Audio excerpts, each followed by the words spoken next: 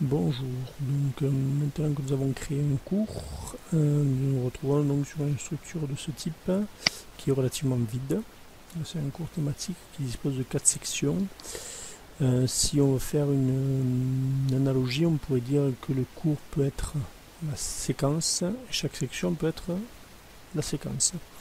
On peut aussi l'organiser autrement, ça dépendra de votre ressenti, de votre manière de travailler. C'est-à-dire que le cours peut être un chapitre complet, chaque section peut être une séquence. Ça dépend de la matière que vous enseignez et de comment elle est structurée. De toute façon, dans tout cours sur Moodle, si on veut pouvoir modifier, il faut activer le mode édition. Vous allez voir que l'écran change légèrement, ce qui veut dire que chaque section peut être déplacée, peut être changée. Ici, je peux changer le titre. Donc je clique sur cette roue dentée, je décoche utiliser le nom de section par défaut, et là je donne le nom de la première séquence, par exemple.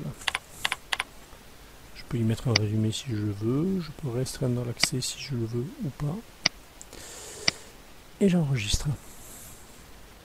Le nouveau nom apparaît, et je peux par exemple dire je vais cacher toutes les autres parce que les élèves n'ont à voir que le premier contenu d'abord. Alors ce principe de je cache, j'affiche pourra être fait sur tous les éléments qui sont sur un cours. On peut cacher ou afficher ce qu'on veut, par exemple on peut mettre des exercices, déjà mettre la correction, cacher la correction et ne l'afficher qu'au moment où les élèves auront fini les exercices.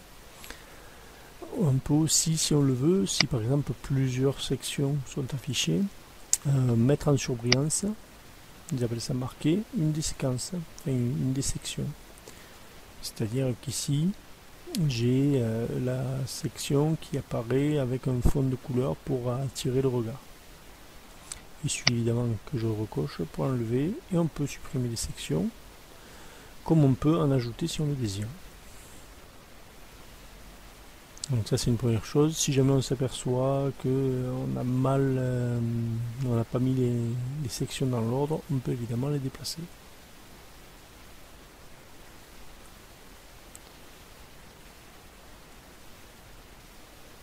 Évidemment pour nous